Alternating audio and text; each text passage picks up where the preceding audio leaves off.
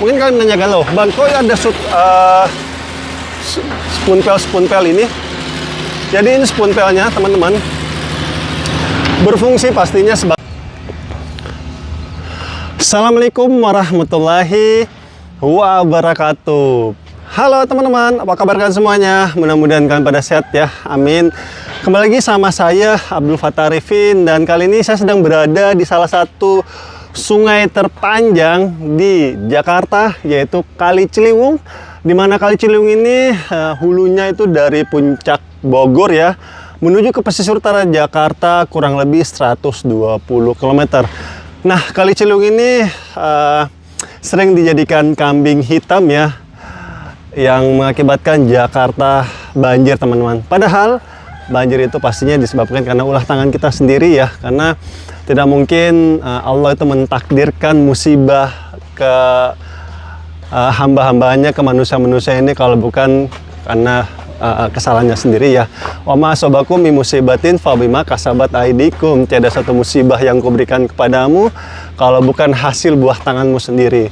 Dan kenapa sih kenapa ini hasil buah tangan kita sendiri ya ketika ada banjir? Karena sebagian dari warga kita masih sering menjadikan kali, got, sungai itu sebagai tempat sampah mereka, teman-teman. Sehingga aliran air itu menjadi sempit, dan ketika ada air kiriman itu kalinya ataupun sungainya itu tidak cukup untuk dialiri air ya, karena menyempit dan banyaknya illegal logging ya, pemotongan pohon-pohon secara liar ya di puncak Bogor sana ataupun di daerah resapan air, dan banyaknya bangunan-bangunan juga ya yang harusnya jadinya resapan air, tetapi ini menjadi bangunan ataupun beton sehingga tidak ada air yang bisa masuk.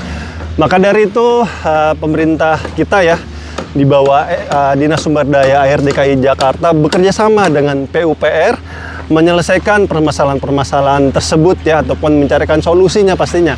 Salah satunya saat ini saya sedang berada di hulu atau hilir dari Hek Kramat Jati, Jakarta Selatan, dan menuju ke Kali Ciliwung ya. Jadi ini teman-teman, saat ini sedang dibangun PHB ataupun jalur penghubung ya dari Hek Kramat Jati sebelah sana ya, Hek Kramat Jati ataupun Kali Kramat Jati, mengalir terus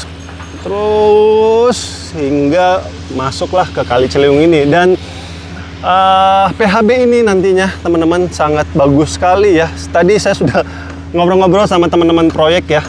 Jadi nanti di sini akan ada pintu airnya, teman-teman. Jadi ada pintu airnya, ada 3 nanti ya, ada 3 pintu air, dan di situ nanti ada operatornya ya yang berjaga. Dan mungkin kalian menanyakan, Bang, ini kan akan dijadikan jalanan, loh kok dibangunkan parapet seperti ini Bang? Ini kan tinggi Bang, sehingga warga nggak bisa ke sana. Nah teman-teman, nantinya di sini saya juga cukup kaget ya, ternyata ini jalanannya ini nantinya akan lebih tinggi. Jadi nanti akan ada jembatan ya, jadi untuk jalur pastinya ya, dari sebelah sini ke sebelah sana nyebrang, itu akan ada jembatan berbentuk box girder beton ya, bukan seatbelt baja tapi beton. Jadi nanti menyilang dan nantinya di situ akan ada jembatan. Dan ini konstruksinya sangat kuat sekali teman-teman ya, luar biasa sekali ya, Masya Allah pemerintah kita ya membuat konstruksi sangat bagus sekali. Ini kalau dipikir-pikir hanya jembatan biasa ya teman-teman ya, dan juga paling kendaraan juga nggak akan gede-gede amat yang lewat ya, karena bukan jalur utama. Tetapi konstruksinya wow, kalian lihat ya, ini rough foundationnya ataupun rangka-rangkanya ini dirangkai sedemikian rupa ya, dan besi tebal-tebal banget dan banyak sekali rangkaian besinya.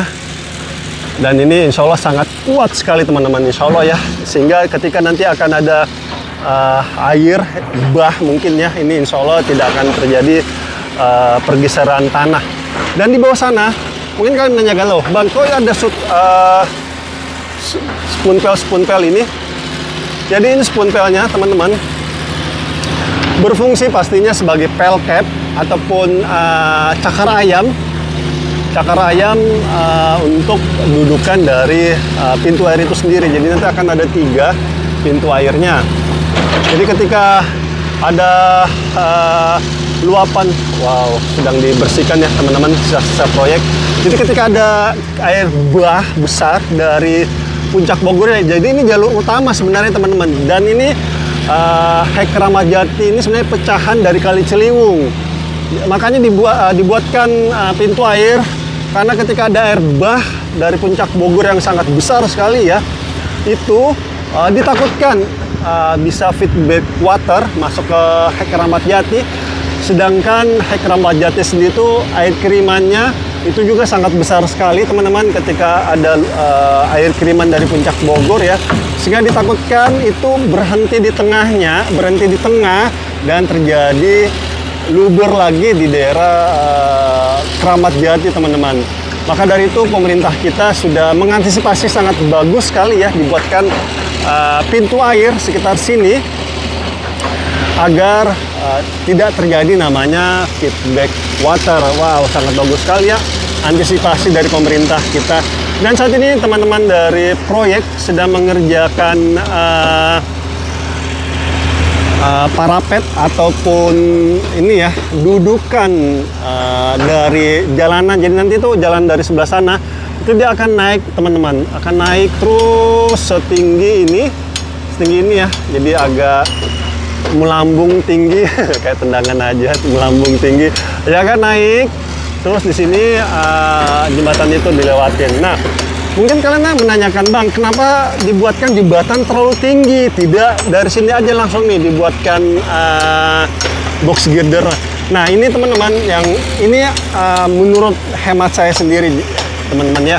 Jadi di sebelah sana, jembatan di Rawajati sebelah sana ya, itu dulu banget ketika ada banjir bandang dari Puncak Bogor, jembatan itulah yang menjadi salah satu penyebab tersangkutnya sampah-sampah.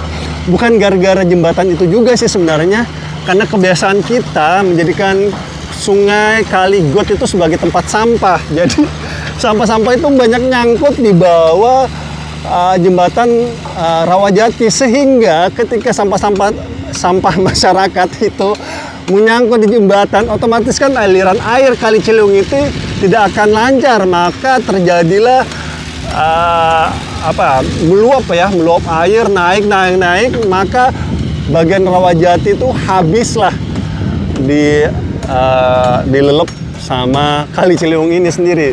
Ya itu lagi disebabkan karena ulah tangan kita sendiri. Jadi betul tuh ya kata Allah ya, musibah itu bukan Allah takdirkan itu musibah, karena memang kitanya sendiri yang kepala batu masih sering menjadikan kali, got, sungai itu sebagai tempat sampah.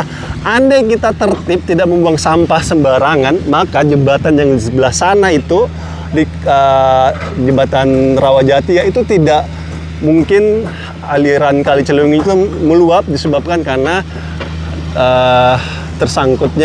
banyak tersangkutnya sampah-sampah masyarakat ini teman-teman. Nah ini contoh banget, ini depan mata nih. Ini kan sampah semuanya.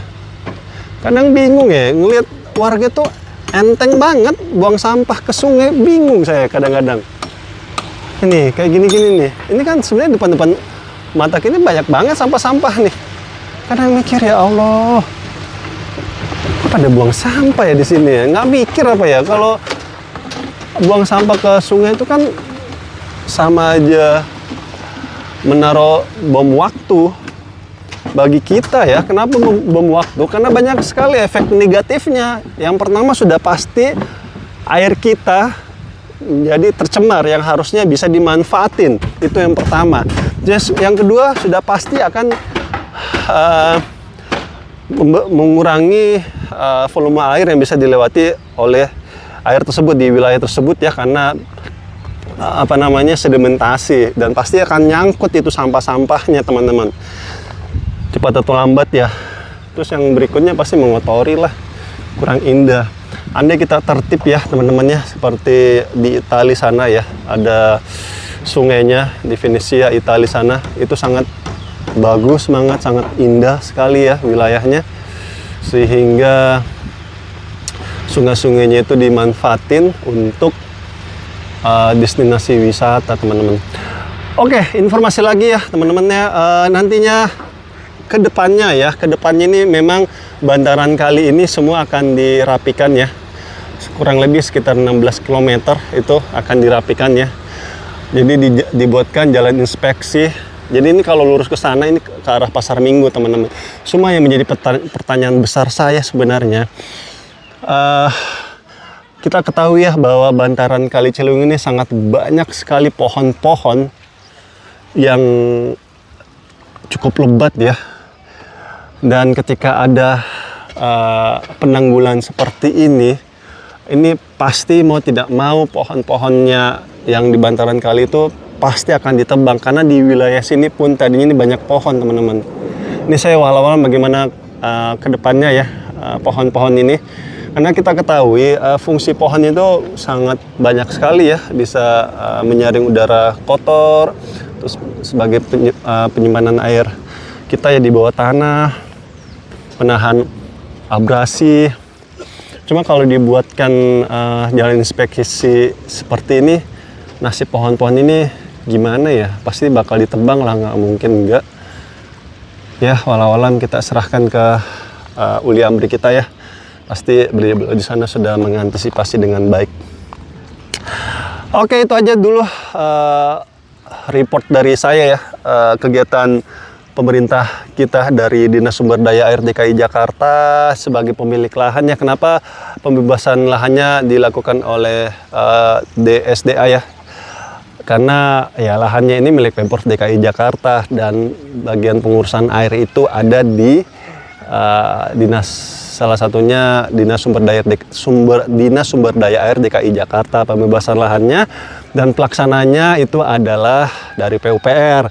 Nah, kalian mungkin juga menanyakan, kok PUPR Bang, bukan dari Pemprov? Ini kan wilayah Pemprov DKI Jakarta. Nah, teman-teman, 13 sungai di Jakarta itu semua di bawah PUPR ya, sebagai pemerintah pusat kita yang mewakili pemerintah pusat.